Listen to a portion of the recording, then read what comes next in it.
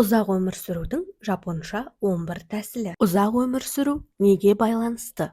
Салауатты өмір салтына қатысты деп айтуыңыз мүмкін.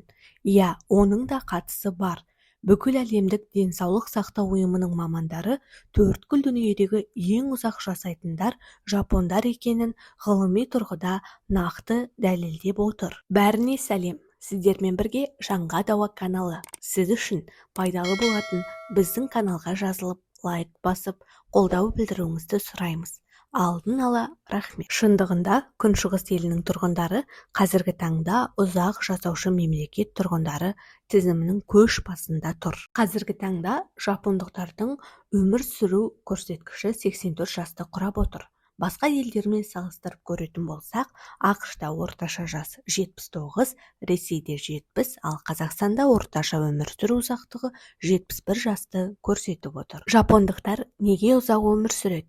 Бұның сырын білгіңіз келсе, видеоны соңына дейін тыңдаңыз. Біріншіден, қуырылған тамақты көп жемейді. Күншығыс елінің тұрғындары негізінен пісірілген немесе қайнатылған тамақтарды жақсы көреді. Егер қуыратын болса, майды өте аз құяды. Дайын болған тағамдарды кішкентай ыдысқа салып қояды. Біздікінде үлкен ыдысқа, дәу табаққа қою деген атымен жоқ. Үлкен қасықпен тамақ жемейді, немесе ішпейді. Олар кішкентай қысқа таяқшалар арқылы жеуге дағдыланған. Олардың сорпасы мүлде бөлек. Олар сұйық тамақты өте жақсы көреді. Бірақ біздікінде емес. Біздің сорпаларда кесек-кесек ет пен картоп жүреді. Олардың сорпасында теңіз өнімдері мен балдырлар, әртүрлі шөптері салынады. Айырмашылығы осында. Теңіз өнімдерінде ағзаға қажетті заттар өте көп. Күріш пен көкөністе пайда бар. Біздің сүйікті гарниріміз не? Картоп пен макарон, тағы басқа көзге үйреніп қалған шикізаттар. Жапондықтар гарнир ретінде күріш пен көкөністі көп таңдайды. Олар тапсырыс бергенде соя мен балдырға көп мән береді. Енді ойлаңыз, қайсысы адам ағзасына көбірек пайдалы? Макарон ба, жоқ әлде балдыр? Шәй дайындауға көп көңіл бөледі. Жапондарда шәй дайындаудың 1000 жылдық мәдениеті қалыптасқан. Олар әртүрлі пайдалы қоспалар қосылған көк шайды көбірек ішеді. Олар шайды ұнтақ түрінде пайдаланады. Өздері өсіріп жинайды және оны сақтаудың да сыры бөлек. Мұндай шай біз ішіп жүрген шайға қарағанда тиімді және сіңімдірек. Балғын өнімді жеген дұрыс. Жапондықтар не жесе де сапалы балғын тағамдарды жейді. Олар 2-3 немесе 1 апта тоңазтқышта жатқан етті пайдаланбайды. Шартты түрде алғанда, жаңа сойылған малдың етін дұрыс көреді.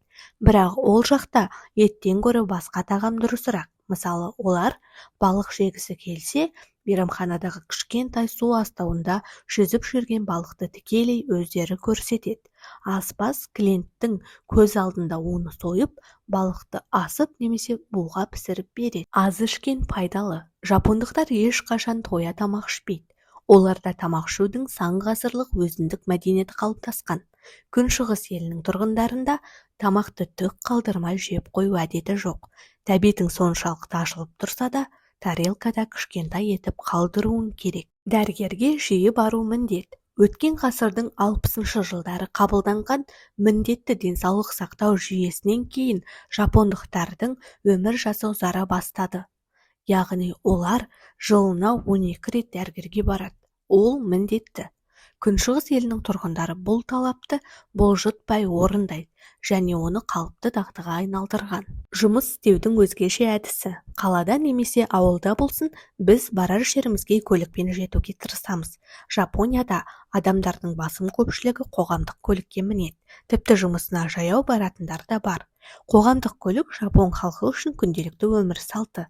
Күншығыс елі тұрғындарының тіпті жұмыс істеу тәсілі бөлек. Олар компьютердің алдында отырып емес, кейде түрегеп тұрып та жұмыс істей береді. Тазалық денсаулық кепілі. Күніне 2 рет жуыну жапондықтар үшін қалыпты әдетке айналған. Ол тазалықты білдіреді.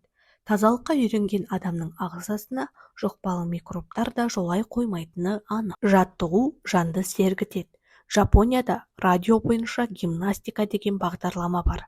Оны кез келген азамат орындайды және оған тұрақты қатысу әдетке айналдырылған. Радио фитнес жапондықтар үшін салауатты өмір салты. Таза ауа жанға дауа. Күншығыс елінің тұрғындары таза ауада жүргенді жақсы көреді. Үйде отырып тамақ ішу олардың дағдысы емес. Құрметті қонақпен дидарласқанның өзінде оны дұрыстау мейманханаға шақырады. Бүгінгі шығарылым пайдалы болды деп ойлаймыз. Лайк басып, біздің каналға жазыла кетіңіз. Келесі шығарылымды жіберіп алмас үшін қоңыраушаны басып қоюды ұмытпаңыз. Бәріңізге рахмет.